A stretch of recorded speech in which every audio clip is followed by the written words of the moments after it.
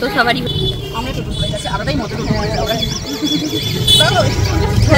করে আমরা এখন টোটো করে যাচ্ছি মাসির বাড়ি। মাসির বাড়ি মানে আমাদের মাসির বাড়ি না, জগন্নাথের মাসির বাড়ি। আমাকে তো জিজ্ঞেস করে কোন মাসির বাড়ি। হ্যালো বন্ধুরা, welcome to my another blog. কেমন আছো তোমরা? আশা করছি ভালো আছো, আমরাও ভালো আছি। তো চলো আজকে আমাদের সঙ্গে চলো গুন্ডিচা মন্দিরে। আমাদের এখানে রথযাত্রার কথা তোমাদের আগেই বলেছি, আগের বছর তোমাদের সঙ্গে ভিডিও শেয়ার করেছিলাম। তো এই যে এইখানে হচ্ছে গুন্ডিচা মন্দির তৈরি করা হয়েছে জগন্নাথ দেবের মাসির বাড়ি। তো এখানে জগন্নাথ দেবের নাম গান হচ্ছে, তো তোমরা সঙ্গে থাকো।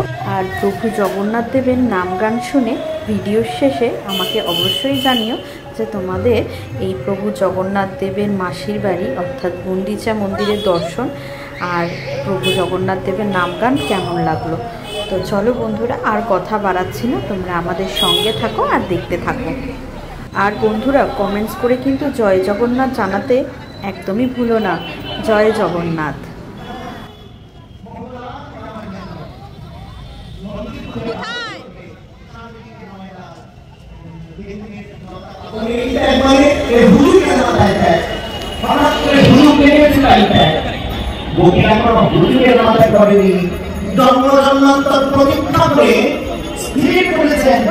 কৃষ্ণ ছাড়া জানি না, কৃষ্ণ ছাড়া বুঝি না। কৃষ্ণ তোমার হয়ে যদি বলো একবার, ভগবান হবে কৃষ্ণ কালী করেন। এই গোপী ভাবগুলোই কিন্তু আমাদের গৌরী বৈষ্ণবী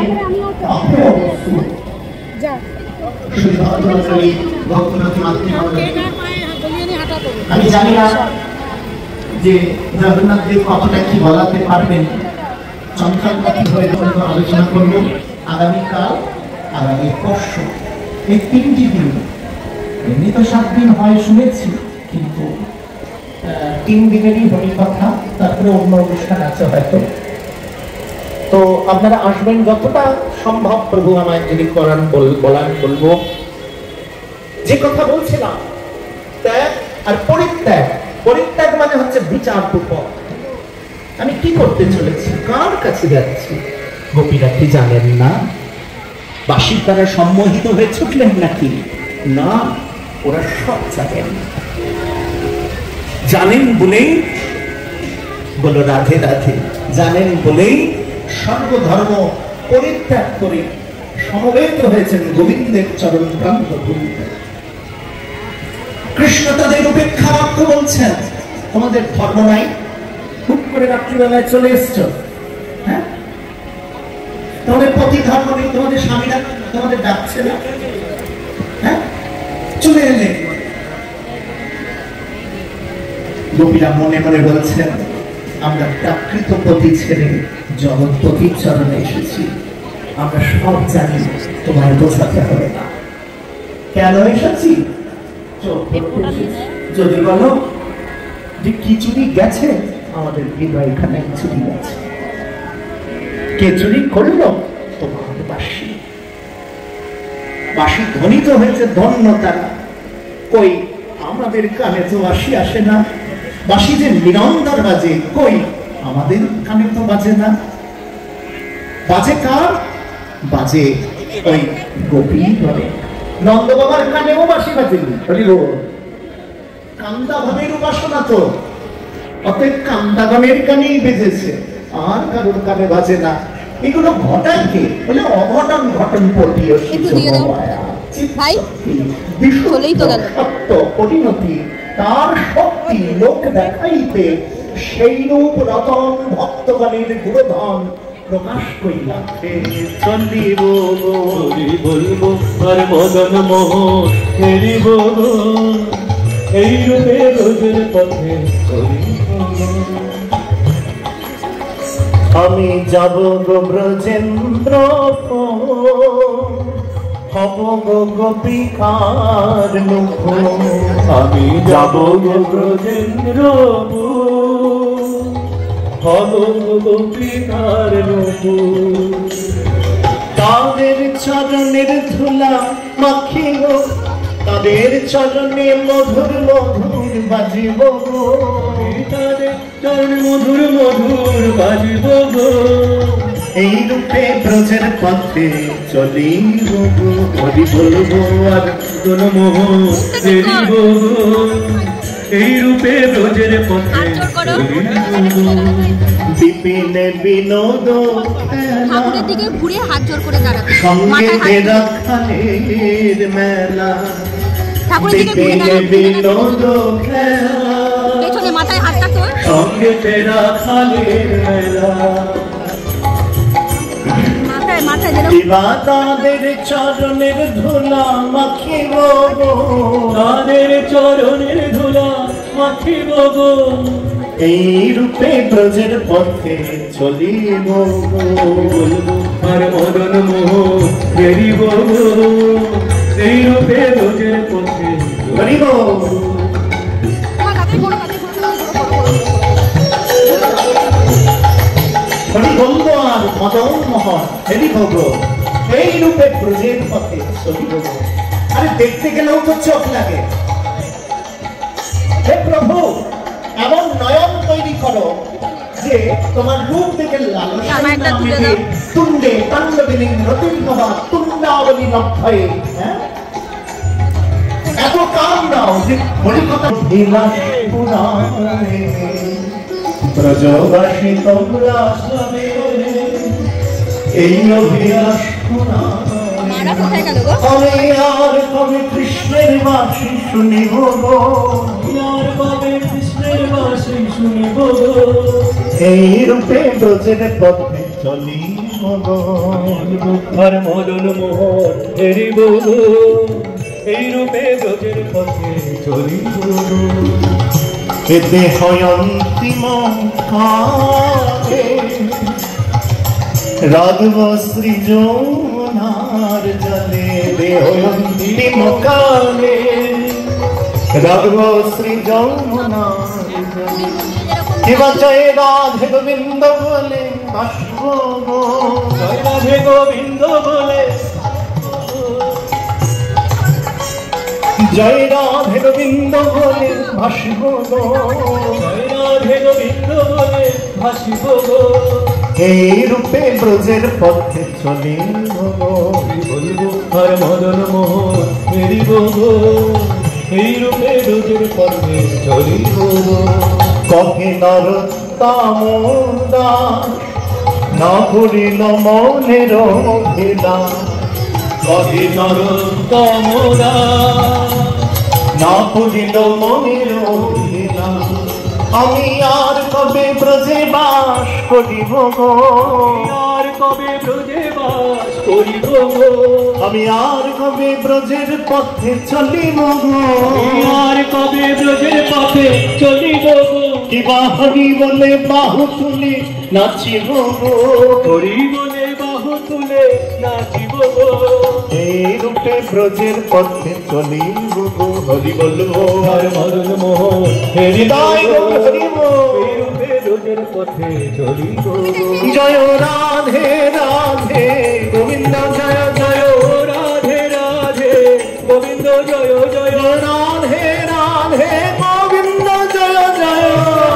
রাধে গোবিন্দ জয় জয়। জয় রাধে রাধে গোবিন্দ জয় জয়।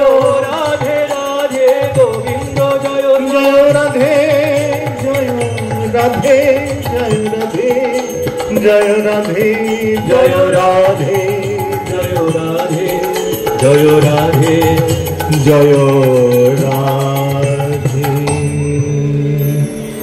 ব্রজবাসী তোমরা সবে আমার এই অভিলাষ পুরাও এবে। আমি আর কবে কৃষ্ণের বাসী শুনিব গো। 20 টাকা না? এই রূপে ব্রজের পথে চলিব গো।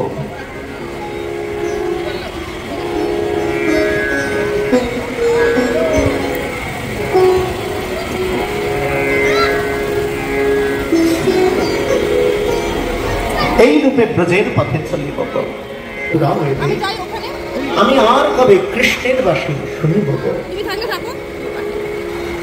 তাই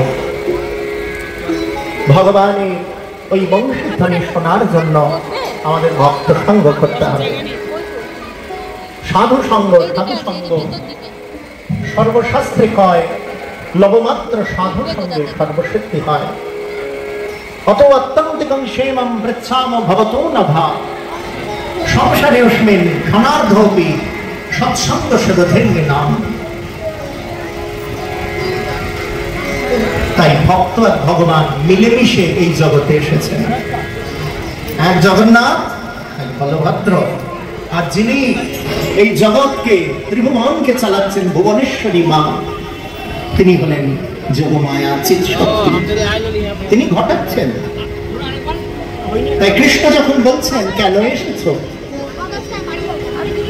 গোপীগণ বলছেন যে আমরা তোমার সাথে এসেছি তোমার জন্য, তুমি উপেক্ষা করছো। কৃষ্ণ বলছেন ও বুঝেছি, আমার সাথে দেখা করতে এসছো। ব্যস্ত দেখা হয়েছে, কোন অসুর এসছে নাকি, আবার কোন রাক্ষস অসুর এসছে, আমায় বলে দাও, আমি এক্ষুনি সব বিনাশ করে তোমাদের রক্ষা করবো। গোপীরা বলে কত অসুর থেকে আমাদের রক্ষা করেছো, তোমার বিরহ জ্বালা থেকে রক্ষা করো। বুঝেছি বুঝেছি, বনভূমির সভা দেখতে এসছো, তাহলে দেখো ধরিত্রী ওই ব্রজের রজ ছড়ানো আছে, চিকচিক চিকচিক করছে, চাঁদের আলো পড়ে কর্পূর চূর্ণের মতো, দেখো সুন্দর। গোপীরা মনে মনে বলছেন হে ধরিত্রী, দুভাগ হয়ে যাও, তোমার ভিতরে প্রবেশ করি, কৃষ্ণ উপেক্ষিত দেহ নিয়ে কোথাও যাবো না। চাঁদের দিকে তাকিয়েছেন গোপীরা আর বলছেন ও চাঁদ, তোমারও কলঙ্ক, চাঁদে কলঙ্ক আছে, আর আমরা কৃষ্ণ প্রেমের কলঙ্ক নিয়ে কোথায় যাব। আমি করুপা কলঙ্কিনী গোপনারী, তুমি জন জন রঞ্জন বংশীধারী।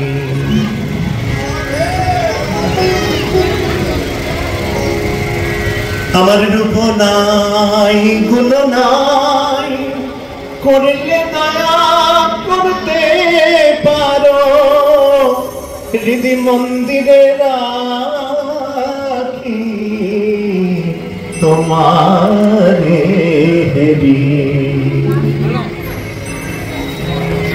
শোনো সুন্দর শ্যাম ব্রজ বিহারী, হৃদি মন্দিরে রাখি তোমারে হেরি। গুরুগঞ্জন চন্দন অঙ্গ ভূষা, রাধাকান্ত নিকান্ত তব ভরসা।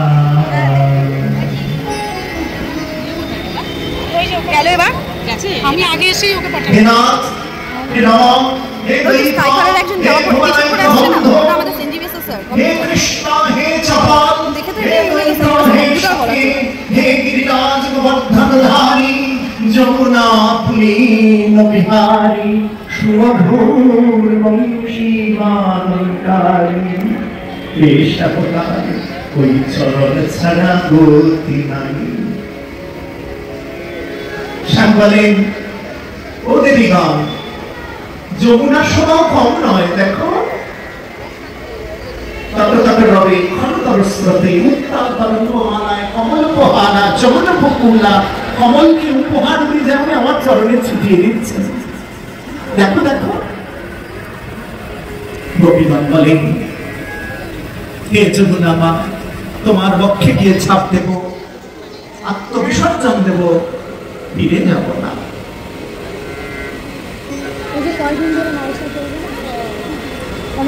কৃষ্ণ বলেন বনভূমির স্বভাব কম ভালো নয়, দেখো জুই মালতী চামেলি প্রস্ফুটিত কানন, কত পুষ্প ফুটে আছে, কত বনজ সম্পদে ভূষিত। দেখো বনভূমি, কিন্তু হিংস্র জন্তুরা ফিরে আসবে দেবীগণ, তার আগে ফিরে যাও। গোপীগণ বলেন হিংস্র জন্তু ছিঁড়ে খাক, কৃষ্ণ উপেক্ষিত দেহ ফিরে যাব না, ও চরণ ছাড়া আমি যাব না। কৃষ্ণ খুশি হলেন। এই সময়কে ধর্মকর্মে অনেক কিছু শিক্ষা দেয় কৃষ্ণ। এই কাকে যে কি জ্ঞান দেয় বুঝি না বাবা। একবার অর্জুনকে বলছে সর্বধর্মান পরিত্যাজ্য মামেকং শরণং ব্রজ। সেই কৃষ্ণ যখন বৃন্দাবনে থাকেন তখন আবার গোপীদের বলে তোমাদের ধর্মকর্ম নেই, যাও যাও যাও করো গিয়ে। কারণ কৃষ্ণ জানেন অর্জুন ছেলে মানুষ, সে আমার বিশ্বরূপ দেখে বলে সখেতি মত্তা প্রসারিত জগৎকাম। হে কৃষ্ণ, তোমায় আমি কত শক্তভাবে কি না কি করে ফেলেছিলাম, আমার ক্ষমা করো। আর ব্রজবাসীগণ বারংবার ব্রহ্মাণ্ড ঘাটে ডুব দিয়ে ভগবানের ব্রহ্মস্বরূপ দর্শন করেও বলে একা নাই চ, তুমি কোন বড় লোক, তুমি আমি সহ। তাই গোপীগণ তাদের এই যে তীব্র প্রেম, যে প্রেমকে কোনদিন কেউ নস্বাত করতে তো পারলই না, সাক্ষাৎ ব্রজেন্দ্রনন্দন ভগবান এসেও ধর্মের কাহিনী শুনিয়েও তাদেরকে সরাতে পারলেন না। তাই সর্বধর্মান পরিত্যাজ্য মামেকং শরণং ব্রজ। তখনই কৃষ্ণ খুশি হয়ে গোপীদের বললেন, হ্যাঁ ব্রাহ্মণ পত্নীদের বুঝিয়েছিলেন, মনে পড়ে?